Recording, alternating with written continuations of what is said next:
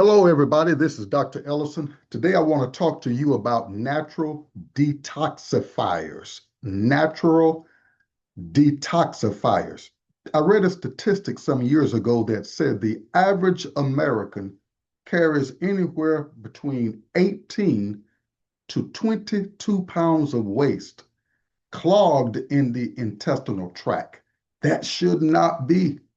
If we're drinking number one, water, H2O, it's a natural detoxifier.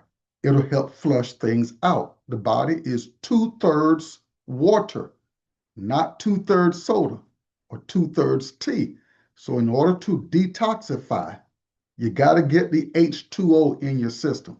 As a matter of fact, I start my morning out with an 8-ounce cup of warm water and a tablespoon or two of lemon juice in it to activate this system of mine, activate these organs, flush the body out, the kidneys, the intestinal tract. H2O is a natural detoxifier. We've got to get more of it in our system.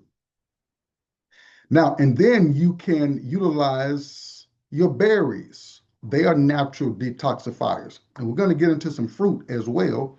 But let's say your blueberries, your blackberries, your strawberries, and maybe you want to blend them in maybe 8 ounces of coconut water.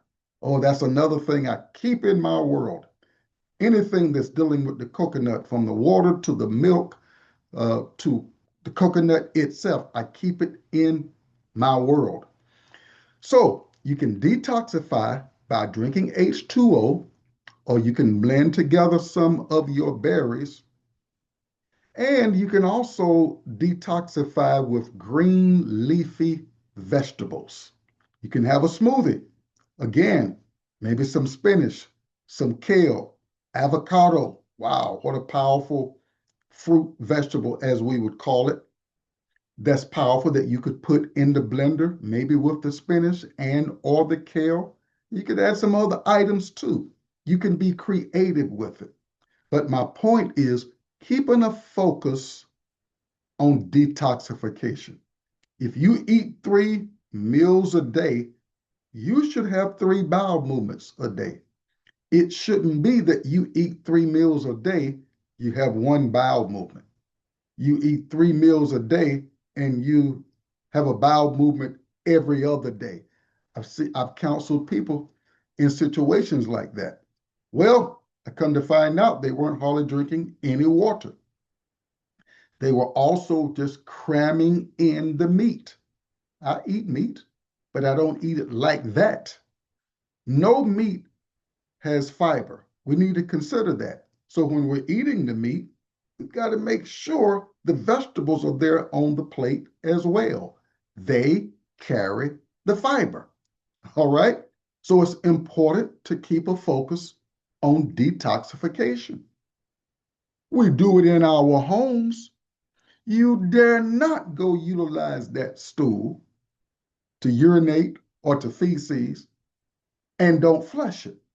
Now, just as your home needs a flush after you've utilized the stool, how much more the home of your body? It needs to be flushed. All right? But not only do we need to detoxify physically, we also need to detoxify mentally. This is why I love what Philippians 4 and 8 says, God telling us what to think on. Think on these things that are lovely, pleasant, of a good report, because they help to flush our minds from all the negative stuff that we encounter on a regular basis and help keep the mind cleaned. Saying, I forgive you, is another means of flushing the mind. So thinking on good things, forgiving people when they offend you, are 2 ways of flushing the mind. Here's another way to help flush the mind out too, because the mind, like the body, needs to be detoxified.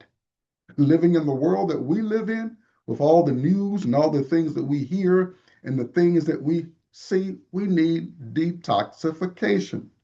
Here's another way to detoxify the mind, and that is chill out, relax, turn off all the electronics, have some me time.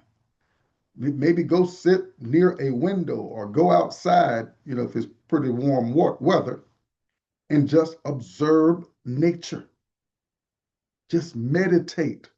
Think on the beauty of the things that are around you. It's a way of flushing the mind out.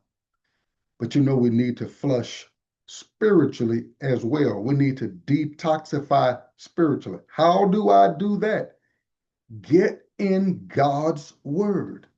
Nothing can do you like the words sent from God that gives hope, that gives encouragement, that gives empowerment, that gives strength. And the list can go on and on and on. But we need spiritual detoxification as well as we need mental, emotional detoxification, as well as we need physical detoxification that I started out with.